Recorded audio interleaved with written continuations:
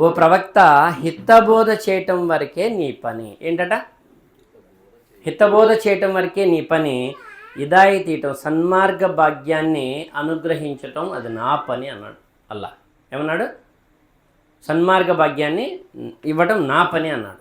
కాబట్టి మనం అందరం ముందు ఐకమత్యంగా ఉండి ఈ రాబోయే పెను ప్రమాదం నుంచి మనం కాపాడుకోవాలి అంటే ఊర్లలో వాతావరణం, పల్లెటూర్లు కూడా వచ్చింది. ఈ టాపిక్ ఇక్కడ ఎందుకు చెప్తున్నానంటే, ఈ హిందూ ముస్లిం గొడవలు పల్లెటూరులో కూడా స్టార్ట్ అయిపోయినాయి. మా ఊర్లో కూడా స్టార్ట్ అయిపోయింది. అర్థమవుతుందా? సిటీల్లోనే కాదు, ఖమ్మంలో, హైదరాబాద్లో, పెద్ద పెద్ద నగరాల్లో కాదు, పల్లెటూరులో కూడా స్టార్ట్ అయిపోయినాయి. ఈ నాలెడ్జి మనకు ఉండాలి. అర్థమవుతుందా? గ్రంథాలన్నింటి సారాంశం దివ్య ఖురాన్. ఎందుకు ఈ మాట చెప్తున్నానంటే, ప్రతి జాతిలో ప్రవక్తను పంపించానని ఖురాన్లో అల్లా అన్నాడా లేదా? అన్నాడు. ప్రతి జాతుల ప్రవక్తను పంపించాను, యుగానికి ఒక గ్రంథం ఉంది, గ్రంథాలు అవసరమైన చోట ప్రవక్తల మీద గ్రంథాలు దించా అన్నాడా లేదా?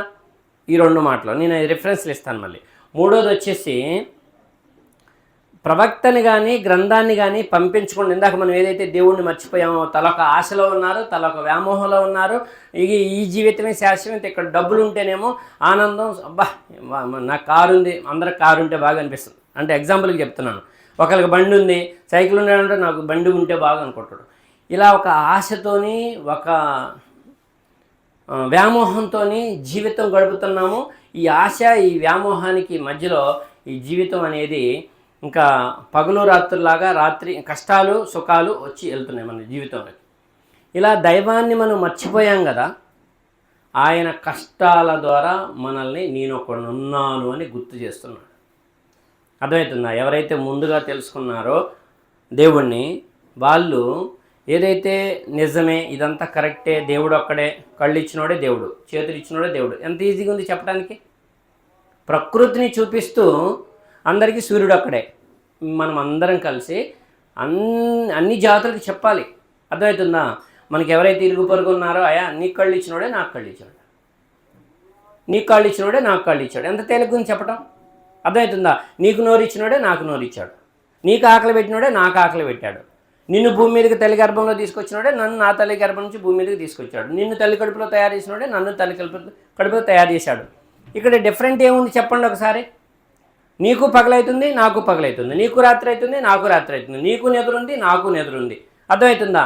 నీ నాలుక మీద పంచదార ఎత్తి తీయకుంటుంది, నా నాలుక మీద ఎత్తే కూడా అదే పంచదార తీయకుంటుంది, ఉప్పు ఎత్తే ఉప్పగే ఉంటుంది.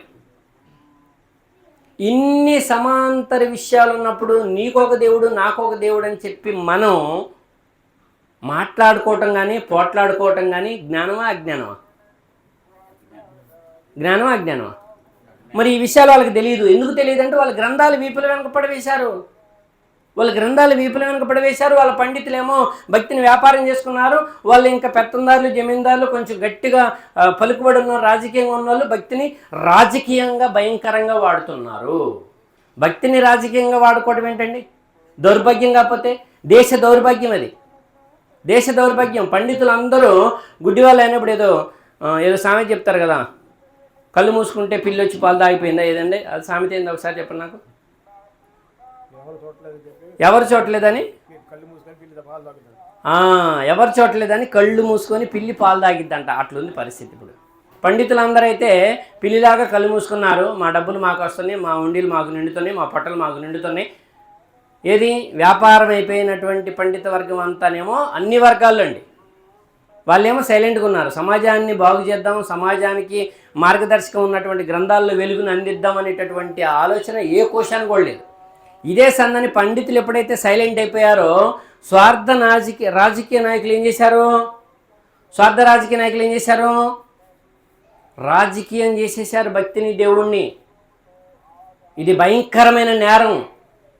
అర్థమవుతుందా? దీనివల్ల ఈ ఊర్లు విచ్ఛిన్నమైపోతాయి, ఊర్లకు గొడవలు. మనం చాలా ప్రశాంతంగా ఉన్నాం, చాలా అదృష్టవంతులం. కొన్ని స్టేట్లలో చూడిపోండి, ఈ ముస్లింలు అలాలి పేరుతో ఇలాగ భయంకరంగా దాంట్లో ఓత్తారు, అజ్జేస్తారు. అంతా కూడా సోషల్ మీడియా ఎట్లుందంటే ఇవాళ ఎంత ప్రభావం ఉందంటే, వాళ్ళు అలాలు ఎత్తి తినమాకండి, దాని నోట్లో ఓత్తారా. అస్తగ్ఫిరుల్లా. హలాల్ అంటేనే పవిత్రమైంది, హరాం అంటేనే అది అపవిత్రమైంది. అంటే ఇంకా తినటానికి అది సిద్ధం కాదని అర్థం. ఎంతమందికి తెలియాలి ఇది?